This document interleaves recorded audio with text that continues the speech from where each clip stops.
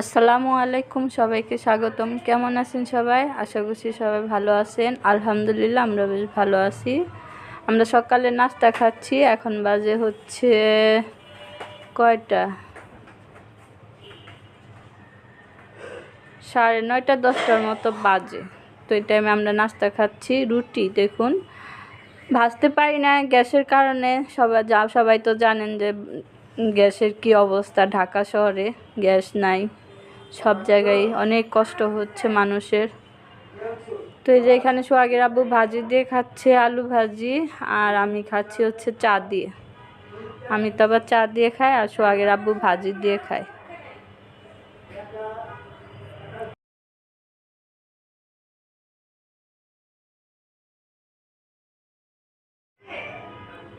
তো যাই হোক বন্ধুরা, আমরা নাস্তা খেয়ে নেই। নাস্তা খেয়ে দিয়ে তারপর হচ্ছে কি করি আপনাদের দেখাবো, সাথেই থাকুন, পুরো ভিডিওটা শেষ পর্যন্ত দেখবেন। এই যে আমার তো চা রুটি না খেলে ভালোই লাগে না, আর হচ্ছে চা দিয়ে রুটি না খেলে সারাটা দিন আমার শরীরে এনার্জি পাই না। ওই সকালবেলা 1 কাপ চা রুটি খেলে আমি সারাদিন সুন্দর কাজ করতে পারি, কোনো খারাপ লাগে না। আর যেদিন ওই কয়েকদিন আগে চা খাই নাই, বানাতে পারি নাই গ্যাসের কারণে, তো চা খাই নাই। বিকালবেলায় দেখি কি আমি অসুস্থ হয়ে গেছি। পরে আমি চিন্তা করে দেখলাম যে আমি তো আজকে চা খাই নাই, চা না খাওয়ার কারণে আমি খুব অসুস্থ হয়ে গেছিলাম। তো এইদিকে বৃষ্টি হচ্ছে, দেখুন বৃষ্টিতে এখন হচ্ছেই, প্রত্যেক দিনই বৃষ্টি হচ্ছে, কারণ এখন তো শ্রাবণ মাস, বৃষ্টি তো হবেই। আষাঢ় শ্রাবণ মাস, বৃষ্টি দিন, বৃষ্টি তো হচ্ছেই। বৃষ্টি থেকে থেকে থেকে থেকে বৃষ্টি পড়ে আবার থামে, এরকম অবস্থা। তো সোহাগের আব্বুকে বললাম ফ্রিজ থেকে এই যে পেঁপে বের করে নিয়ে আসলাম, আর হচ্ছে সোহাগের আব্বুকে বললাম একটু ছিলে দিতে, আর আমি এই যে ভিডিও করতেছি। আর আমার হাতে হচ্ছে ব্যথা, এই পেঁপের কষ লেগে, ওই 2 দিন আগে যে পেঁপে কাটছিলাম সেই পেঁপের কষ লেগে এখন আঙুলের মধ্যে ব্যথা করতেছে, এখন আর কাটতে পারি না। তো সোহাগের আব্বুকে বললাম একটু কেটে দিতে। তো দেখুন এই যে সোহাগের আব্বু এখানে ছিলে নিচ্ছে পেঁপেটা। তো তার সোহাগের আব্বুরও শরীর ভালো না, সোহাগের আব্বুর অনেক ঠান্ডা লাগছে, জ্বর 2 দিন যাবৎ, আর হাত পা ব্যথা ঠান্ডার কারণে, মানে ঠান্ডা প্রচুর লাগছে, তো গরমে থেকে ঠান্ডা লাগছে, জ্বর আসছিল। তারপরে ওই যে সোহাগের আব্বুকে বললাম, আজকে একটু ভালো, একটু কমছে। তো সে সোহাগের আব্বুকে বলার পরে এই যে সিলে দিচ্ছে আমাকে। সিলে দেওয়ার পরে আমি বললাম যে কেটেও দেন ছুরি দিয়ে। তারপরে আমি আবার ছুরি দিয়ে কাটতে পারি, একটু কষ্ট হয়। তো যেহেতু আমি ভিডিও করতেছিলাম তার জন্য সোহাগের আব্বুকে কেটে দিতে বললাম। আর এই যে দেখুন আকাশের কি অবস্থা, মেঘলা মেঘলা মেঘ, আবার রোদ উঠে এইরকম। ওই যে শিয়ালের বিয়ে বলে না, খেক শিয়ালের বিয়ে, ছোটোবেলায় মা চাচিরা বলতো যে বৃষ্টির সময় রোদ উঠলে বলতো যে শিয়ালের বিয়ে হচ্ছে। তো এরকম ওই যে বৃষ্টি আবার সাথে রোদ, এই যে রোদ দেখা যায় আবার মেঘ করে বৃষ্টি নেমে চলে আসে। এই তো এই অবস্থা এখনকার ওয়েদার, এমনই যাবে। তারপরে যেদিকে ভাতও বসাই দিছি বন্ধুরা, দেখতে পাচ্ছেন গ্যাস তো নাই, এদিকে একটু আর কি গ্যাসে ভাত বসিয়ে দিছি, অনেক সময় লাগে হতে। তো আমাদের খাওয়া দাওয়া আমাদের আর কি অনেক কষ্ট হয়ে যাচ্ছে, আমাদের জীবনযাত্রা একদম কষ্টে যাচ্ছে, কি করব জানি না। এদিকে যে একটা ইন্ডাকশান কিনবো, সিলিন্ডার আনবো, অনেক নানান চিন্তা ভাবনা করে আর কিনতেও পারতেছি না। কোন দিকে কি করব কিছু বুঝতে পারতেছি না, কোনটা করলে ভালো হবে না হবে সেটা আর কি চিন্তা ভাবনা করতেছি, কি করি দেখা যাক, দোয়া করবেন আমাদের জন্য। তো এইদিকে সোহাগের আব্বুকে যে পেঁপেটা কেটে দিতে বললাম, ডিম দিয়ে রান্না করব। তো সোহাগের আব্বুকে দেখিয়ে দিলাম কিভাবে কাটবে। তো এই যে দেখুন সোহাগের আব্বু কেটে দিচ্ছে। আর ওই যে পটল দেখতে পাচ্ছেন, ওই পটল আর 3টা পটল ছিল, ওই পটল ভাজবো। বেশি কিছু তো রান্না করতে পারি না, আর আপনাদের কাছে সাথে কি শেয়ার করব, ওই যে হালকা পাতলা যা রান্না করি তাই। তো গ্যাসের কারণে ওই যে বেশি কোনো কিছু রান্নাও করা যায় না, এই অবস্থায় যে সোহাগের আব্বুকে দেখিয়ে দিচ্ছি আর কি কীভাবে কাটবে। এই তো পেঁপে আর আলু দিয়ে ডিম রান্না করব, আর হচ্ছে 3টা পটল ভাজবো, এই হচ্ছে রান্না। তো এখন তো বিকেল হয়ে গেছে বন্ধুরা, 4টার মতো বাজে। ওই যে ওইদিকে ভাত তো এখনও হয় নাই।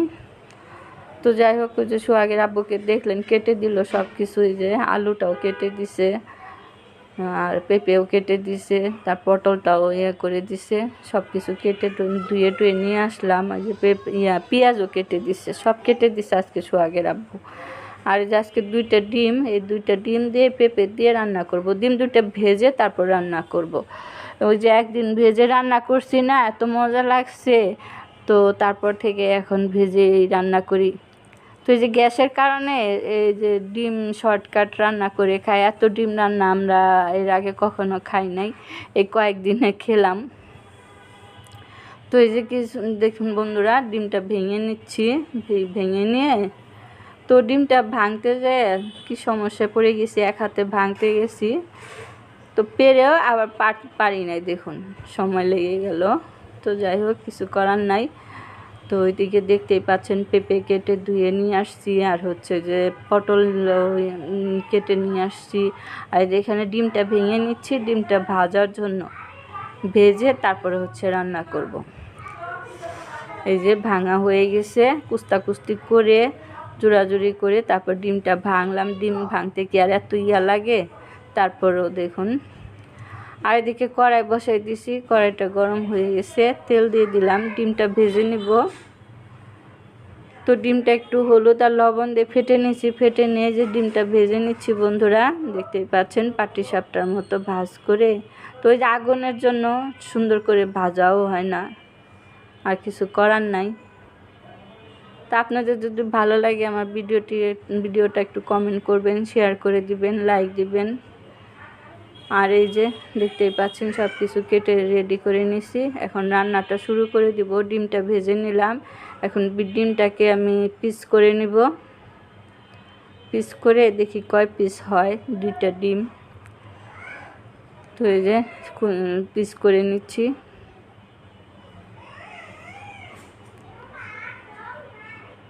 তো এইভাবে করলে তো কম হয়ে যাবে, তার জন্য এইভাবে করে নিচ্ছি।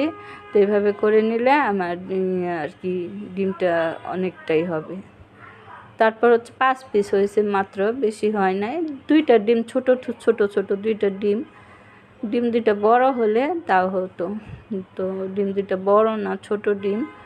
তো যাই হোক, এখানে 5 পিস করে নিলাম, তার একটু ভেজে নিছি। তো এইভাবে রান্না করলে না অনেক মজা লাগে, সত্যি আমি আগে জানতাম না, এখন এই যে রান্না করি তো আমার কাছেও বেশ ভালো লাগে। আগে রান্না করতে চাইতাম না, সোহাগের আব্বু এরকম করে রান্না করতে বলতো, আমি রান্না করতাম না, আমার কাছে কেমন যেন লাগতো। পরে চিন্তা করলাম যে সে খাইতে চাইছে, তাকে রান্না করে দিচ্ছি না, খুব খারাপ একটা কথা। তার জন্য এই যে এরকম করে ভেজে পরে যে আজকে দিয়ে 3 দিন রান্না করলাম।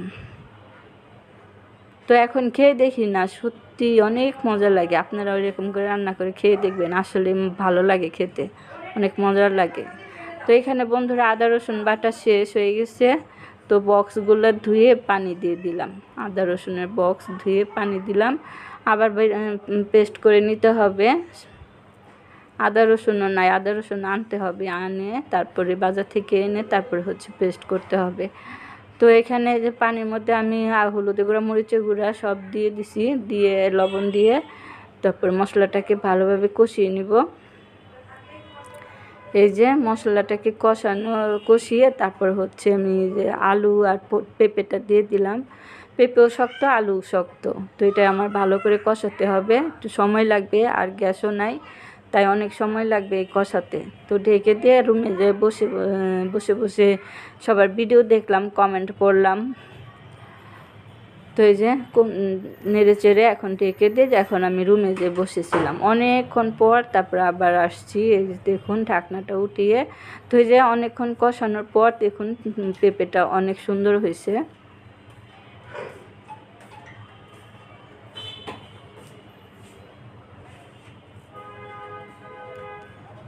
তারপরে এই যে বন্ধুরা আমি পেঁপে আর আলুটা দেখুন সুন্দরভাবে কষিয়ে নিলাম, মানে কষানোর মধ্যে অর্ধেকটা সিদ্ধ করে ফেলছি, কারণ যেহেতু পেঁপে তো তার জন্য।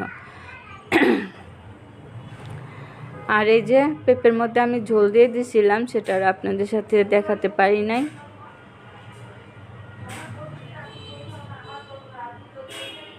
তো এখন ওই যে ঝোল দিয়ে ঢেকে দিছিলাম, বলক এসে গেছে। আবার ঢাকনাটা উঠিয়ে এই যে পেঁপে ভেজে রাখার ডিম দিয়ে দিলাম।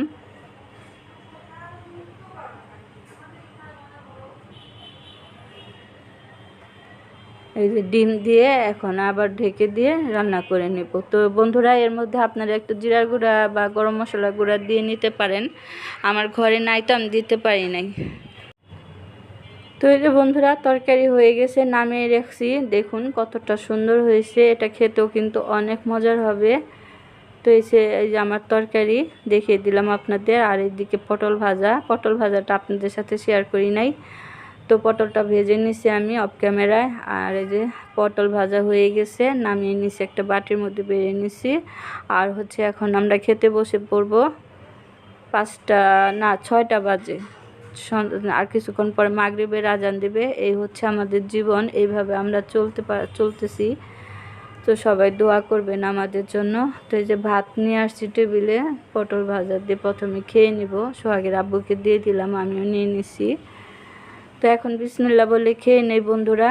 সারাদিন আর কি ক্ষুধায় অনেক কষ্ট করতে হয়, ওই ভাতটা থাকে ওইগুলো কোনো কিছু কোনোরকম আর কি খায় হালকা পাতলা। তো অনেক প্রচুর ক্ষুধা লাগে। তো এই যে পটলটা আমার আঙুলে ব্যথা, তো তাই আমি এই যে ঠিক মতো ভাঙতে পারতেছি না, মানে পটলটা। আর ওই যে আঙুলটায় ব্যথা, পেঁপের কষ লেগে তারপরে হচ্ছে ব্যথা করতেছে। তো এই যে পটল ভাজা দিয়ে খেয়ে নিচ্ছি বন্ধুরা। এরপর হচ্ছে তরকারি দিয়ে খাবো। আর আজকে আপনাদের সাথে তরকারি দিয়ে খাওয়া আমি শেয়ার করতে পারিনি, মনেই ছিল না, ভুলে গেছিলাম। তো আজকের ভিডিওটা এই পর্যন্ত। কেমন লাগলো অবশ্যই কমেন্ট করে জানাবেন। ভালো লাগলে লাইক কমেন্ট শেয়ার করে দিবেন, সাবস্ক্রাইব করে দিবেন আমার চ্যানেলটা, বেল আইকনটা বাজিয়ে রাখবেন। আমার আর কি আমার ভিডিও আপনাদের কাছে সবার আগে পৌঁছে যাবে। তো এই তো সরি বন্ধুরা, ভুল বলছি। এই যে দেখুন আমি ডিমের তরকারি দিয়ে যে খাচ্ছি আপনাদের দেখাইছি, সেটা বলেই গেছি। এই যে দেখুন ডিমের তরকারি দিয়েছি, ডিম ভেজে যে পেঁপে আলু দিয়ে রান্না করছি।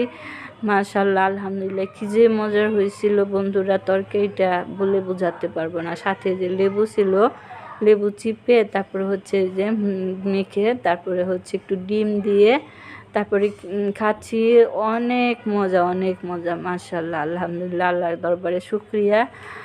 সত্যি ডিম ভেজে রান্না করলে যে এত মজা লাগে আমি জানতাম না। আগে কখনোই রান্না করি নাই, এখন এই যে রান্না করি, খুব ভালো লাগে। যে ডিম নিছি, ডিমটা কি সফট হয় জানেন না, রান্না করলে খুবই মজা লাগে। আর কালারটা দেখছেন কত সুন্দর আসছে। তো এই যে মন ভরে তৃপ্তি করে খেলাম, আল্লাহর নিয়ামত, আল্লাহ খাওয়াইলো, আল্লাহর দরবারে শুকরিয়া এমন নিয়ামত খাওয়ানোর জন্য। তো আমার ভিডিওটা কেমন লাগলো অবশ্যই কমেন্ট করে জানাবেন। আজকের মতো এখানে বিদায় নিব। তো এদিকে ওই পাশে সোহাগের আব্বু খাচ্ছে আর আমি এদিকে খাচ্ছি। প্রায় তো সন্ধ্যা হয়ে গেছে, আর কিছুক্ষণ পরে মাগরিবের আজান দিয়ে দিবে। এই যে আমার তরকারি।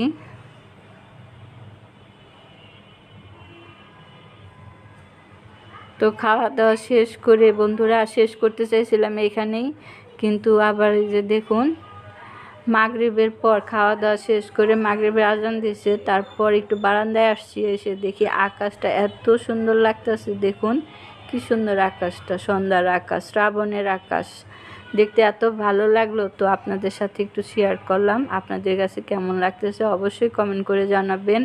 আমার কাছে তো খুবই ভালো লাগতেছে আকাশটা সন্ধ্যাবেলায়, মাশাআল্লাহ, খুবই সুন্দর আকাশ। কালারটা, আকাশের রংটাও দেখুন কি সুন্দর।